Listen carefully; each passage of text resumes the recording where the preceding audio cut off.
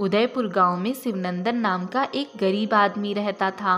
उसका इस दुनिया में कोई नहीं था और वो गांव में अकेले ही रहता था। वो अपने बगीचे में कटहल का पेड़ उगाकर उन कटहलों को तोड़ता और उन्हें बाजार में जाकर बेचता। कटहल ले लो कटहल, ताजा ताजा कटहल, दाम में मस्त और स्वाद में जबरदस्त। कटहल ले लो कटहल, ताजा ताजा कटहल, सीधे बगीचे के पेड़ से तोड़े हुए।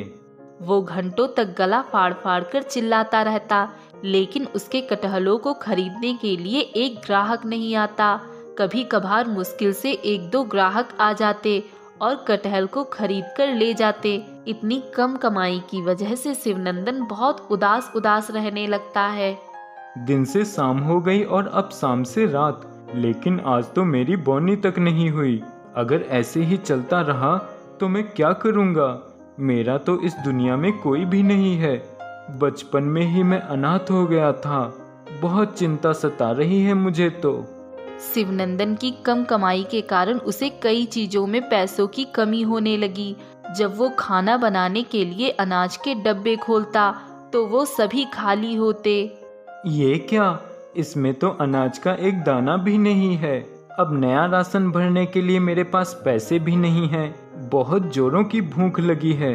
चूहों ने तो मानो पेट पर जंग ही छोड़ दी है। एक काम करता हूँ, राजीव बनिए की दुकान के पास जाकर थोड़ा सा राशन उधार ले आता हूँ। शिवनंदन राजीव बनिए की दुकान पे जाता है और राजीव के हाथ में कुछ राशन की लिस्ट पकड़ाता है। तभी राजीव गुस्से से उस लिस्ट को फाड़ देता है। अरे राजीव भाई, तुमने इस लिस्ट को क्यों फाड़ा? अब तुम मुझे ठीक से राशन का सामान कैसे दोगे? अरे तेरी तो ऐसी की तैसी, बेवकूफ बेशरम आदमी। पहले ही तेरे 100 रुपए उधार पड़े हुए हैं मेरे पास। अब तक तूने उन्हें चुकाया नहीं है और मुंह उठाकर चला आया और राशन मांगने। जरा सी भी शर्म नहीं आई क्या तुझे? हाँ, घनचक्कर आदमी। लेकिन राजीव, मेरी मजबूरी तो समझो। मेरे कटहल कोई खरीदता ही नहीं है। मैं सच में पूरे जी जान से मेहनत करता हूँ, फिर भी मुझे वो सब नहीं पता। तू पैसे दे वरना दफा हो जाए यहाँ से। तुझे मैं अनाज का एक दाना नहीं देने वाला। चल निकल यहाँ से, चल। राजीव शिवनंदन को अपनी दुकान से धक्का मारकर बाहर फेंक देता है। शिवनंदन बहुत दुखी होता है और भूखे पेट ही सो जाता है। अगले दिन वो कटहलों को एक रेहड़ी पर रखकर गांव की गलियों में और मोहल्लों में भटकता फिरता है। एक जगह पर खड़े रहकर कटहल तो बिकने से रहे। अब तो मैं ऐसे ही रेहड़ी पर कटहलों को रखकर गांव की हर गली और मोहल्ले में कटहल बेचा करूंगा और मुझे पूरा यकीन है इस तरकीब से मेरे कटहल जरूर बिकेंगे। कटहल ले लो कटहल, ताजा ताजा कटहल, दाम में मस्त और स्वाद में जबरदस्त। कटहल ले लो कटहल, ताजा ताजा कटहल। गली गली घूमकर तपती भयंकर धूप में इतनी कड़ी मेहनत और मशक्कत करने के बाद भी शिवनंदन के कटहल को कोई नहीं खरीदता। वहीं एक या दो ग्राहक कभी कभार खरीद लेते। इस सबसे शिवनंदन और भी निराश हो जाता है। एक दिन यूं ही शिवनंदन कटहल बेचने के लिए घूमते घूमते जंगल के रास्ते चला जाता है और वहां पर उसे एक हिरन दिखाई देता है जिसका एक पैर जख्मी होता है। ये क्या? ये हिरन तो जख्मी है। इसका पैर नहीं। मुझे इस बेचारी की मदद करनी होगी। शिवनंदन फौरन जाकर जंगल से जड़ी बूटियों का प्रबंध करता है और वो जड़ी बूटी हिरन के जख्मी पैर पर लगाता है और वो हिरन एक परी में बदल जाती है। और यह देखकर शिवनंदन एकदम से हक्का बक्का रह जाता है। ये क्या? तुम तो परी हो? हाँ शिवनंदन, मैं एक परी हूँ।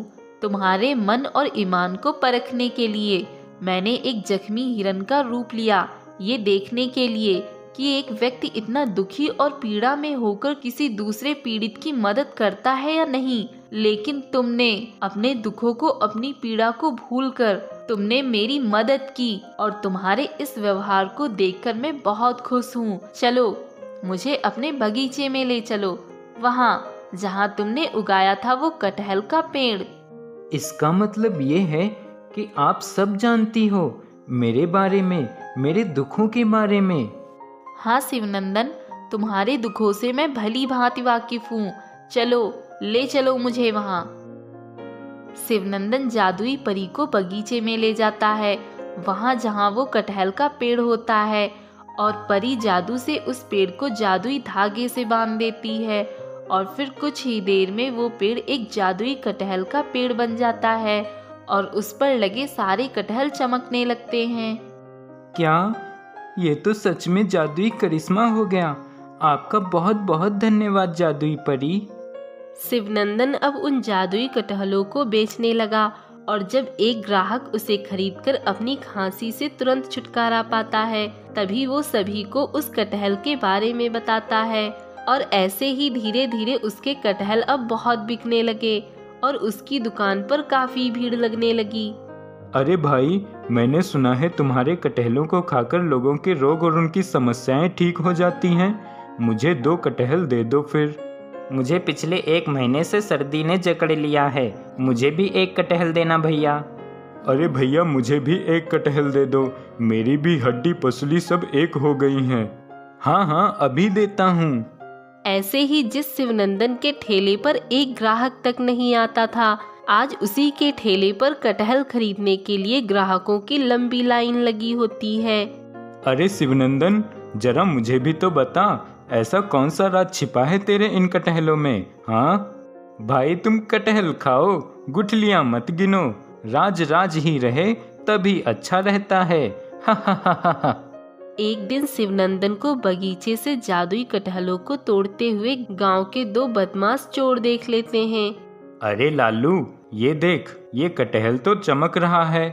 हाँ यार कालू, इसका मतलब ये कोई साधारण पेड़ नहीं है, बल्कि ये एक जादुई कटहल का पेड़ है। तो ये माजरा है, अब समझ आया। चल लालू, हम इस जादुई कटहल के पेड़ को ही तोड़ देते हैं। ना रहेगा बांस, ना बजेगी बांसुरी। बड़ा गांव का हीरो बना फिर रहा ये शिवनंदन आजकल। हाँ कालू, चल जल्दी से फावड़ा और कुदाल लेकर आते हैं और इस जादुई कटहल के पेड़ को ही तहस नहस कर देते हैं। दोनों क्रूर चोर फावड़ा और कुदाल लाकर जादुई कटहल के पेड़ को काटने जाते हैं। तभी वो दोनों खुद ही कटहल बनकर रह जाते हैं और उन्हें इस पाप को सोचने और करने की सजा वहीं के वहीं मिल जाती है। और शिवनंदन उस पेड़ से कटहल तोड़कर उन्हें बेचकर ढेर सारे पैसे कमाता है और खूब तरक्की पाता है और खुशी से अपना जीवन व्यतीत करने लगता है। एक गांव में राजू और रवि 2 भाई रहते थे। रवि और उसकी पत्नी रेखा दोनों बहुत चतुर व चालाक थे। वहीं राजू और उसकी पत्नी राधा दोनों बहुत ईमानदार थे। वह कभी किसी का बुरा नहीं सोचते थे। राजू और रवि के पास रहने की काफ़ी जगह थी, लेकिन गांव में बारिश होने की वजह से उनके घर में पानी आ जाता है। इस बात से रवि की पत्नी रेखा बहुत परेशान रहती है और रवि से कहती है, सुनिए, आप जानते हैं कि बारिश की वजह से हमारे घर में पानी आ जाता है। अगर ऐसा ही रहा तो मैं अपने घर चली जाऊंगी। अरे ये तुम क्या कह रही हो? अच्छा ठीक है, मैं कुछ करता हूँ। देखो, आप राजू से कह दो कि वो अपना और हमारा हिस्सा अलग अलग कर लें, फिर हम लोग अपना हिस्सा बनवा लेते हैं, वरना मैं यहाँ नहीं रहूंगी। ठीक है, मैं राजू से कहता हूँ। रवि राजू के पास जाता है और वह राजू से कहता है, राजू, ए राजू। हाँ भैया, क्या हुआ? मुझे तुमसे कुछ बात करनी है। हाँ भैया, बोलो। देखो राजू, तुम तो जानते हो कि बारिश की वजह से घर में पानी भर जाता है, तो क्यों ना हम अपना हिस्सा अलग अलग कर लें। राजू को यह बात अच्छी नहीं लगती है कि वो भाई होकर अलग अलग रहें, लेकिन फिर भी वो इस बात के लिए मान जाता है। क्या हुआ राजू, कुछ बताया नहीं? ठीक है भैया, आपको जैसा ठीक लगे। यह सुनकर रवि खुश होकर चला जाता है और राजू की पत्नी राधा राजू से पूछती है, क्या हुआ भैया, क्या कह रहे थे और आप इतने परेशान क्यों लग रहे हैं? राजू राधा को सारी बात बताता है। अरे तो आप परेशान क्यों हो रहे हैं? वो अपना हिस्सा अलग अलग करना चाहते हैं तो अलग ही कर लें। हाँ राधा, मैं भी यही सोच रहा था। राजू और रवि दोनों अपना हिस्सा अलग अलग कर लेते हैं। रवि के हिस्से में जो जगह मिलती है उसमें एक पीपल का पेड़ लगा होता है। यह देख रेखा रवि से कहती है, सुनिए, हमारे हिस्से में वो पीपल का पेड़ भी आ रहा है। हमें वो पेड़ नहीं चाहिए, क्योंकि हम अपना घर बड़ा बनवाएंगे तो वो पेड़ के चक्कर में हमारी जगह कम पड़ जाएगी। आप वो पेड़ वाली जगह राजू को दे दो। रवि को रेखा की बात सही लगती है। हाँ रेखा, तुम सही कह रही हो, लेकिन अब बार बार राजू से कहते अच्छा नहीं लग रहा है। अरे उसे कुछ भी बता देना और वो पेड़ वाली जगह उसे दे दो। देखो, हम अपना घर पक्का बनवाएंगे, जो पेड़ की जगह से नहीं बन पाएगा या तो फिर उस पेड़ को कटवा दो। हाँ रेखा, पेड़ को हम कटवा देंगे। ठीक है, आप जल्दी ही काम शुरू करवा दो। दूसरे दिन रवि पीपल का पेड़ कटवाने लगता है। तभी राजू देखता है तो वह रवि के पास जाता है और कहता है, भैया ये आप क्या कर रहे हैं? आप पेड़ को क्यों काट रहे हैं?